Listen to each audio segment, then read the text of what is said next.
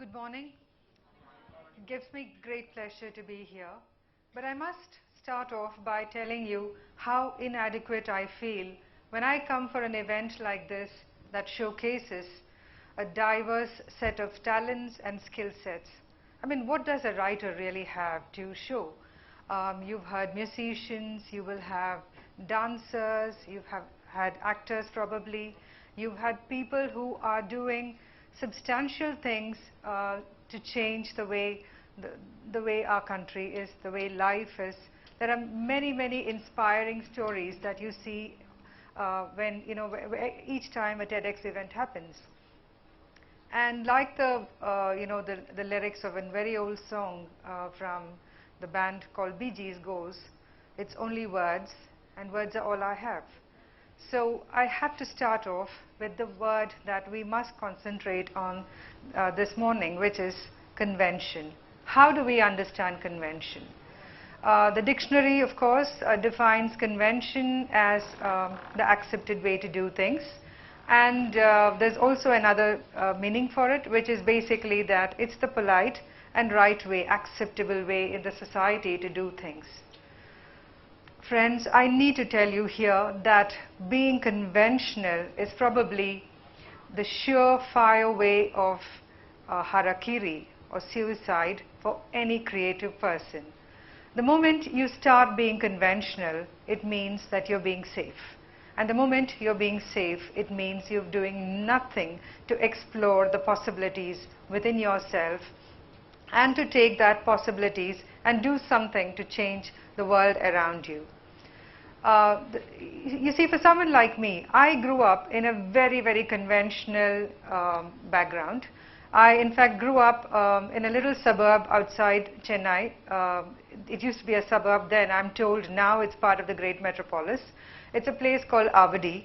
And Avadi was a little suburb which was primarily dominated by the armed forces. There were a couple of ordnance factories there, one of which built the tank, the Vijayanta tank. And then there was a place which created uniforms for soldiers, parachutes for the Air Force, etc.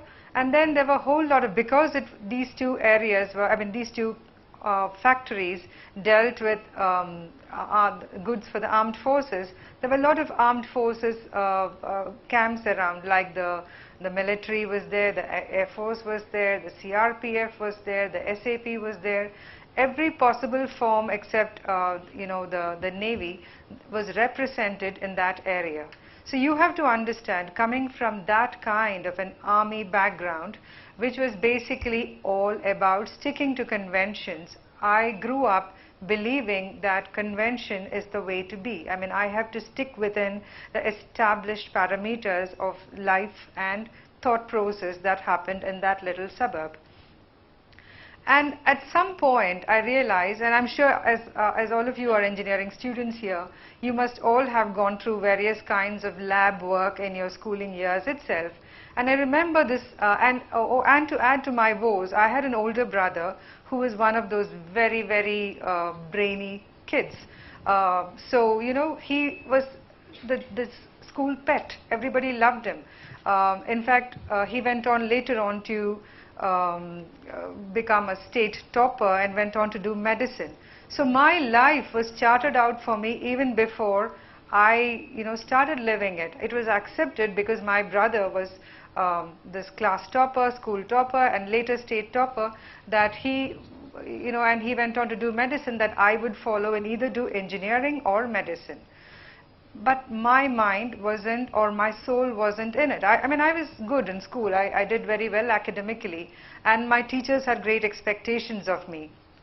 And at that point of time, like it is now, engineering and medicine was the conventional forms of education that one did if one was a good student.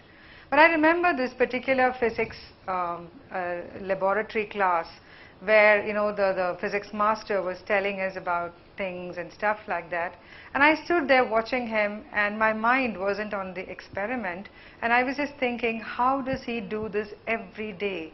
Repeat himself, or every year repeat himself again and again to new batches of students. Isn't he bored? And my mind was dwelling on the way his mind must be working. And I suddenly realized that everybody had stopped and they were looking at me. And the physics master, who's a wonderful person of course, looked at me and said, you don't seem to be interested in what is happening in class. And I said, I am not interested in what is happening in class. What I remember at that point was how he took my lab notebook and flung it out of the window. And, and at that point I decided, right, the way to be conventional, the way to do the conventional things in life is not my way ever, is never going to be that kind of a career path that I would choose. So having made that monumental decision in my life, it was, what am I going to do? And I realized that the most interesting thing in my life at that point was to write. When I wrote, I felt tremendously joyous, and I felt that I was going beyond what I knew. I was going beyond everything that I had been told and taught. Now, having decided that I wanted to be a writer, you know, it's not like there are any schools where you can actually learn to be a writer. I mean, there's no way you can actually be taught writing. And unlike, say, music or even art or theater, where there are established practices to take you to hone your skills, every creative writing school there is generally and merely just kind of gives you a formulaic approach to writing. And that is probably, like I said earlier, the surefire way of destroying whatever is unique about your own style of writing.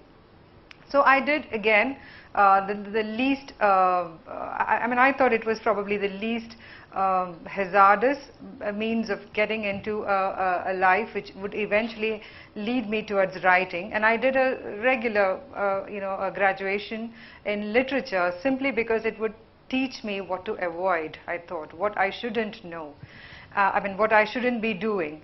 And thereafter, when I started writing, I realized that what I was writing was rubbish. I mean, this is what anybody else could write. I mean, I wasn't breaking any new barriers in the kind of subjects I was looking at. I wasn't looking at interesting ways of narrating a story. All I was doing was I was just adding to to hundreds and thousands of books already available out there in the world.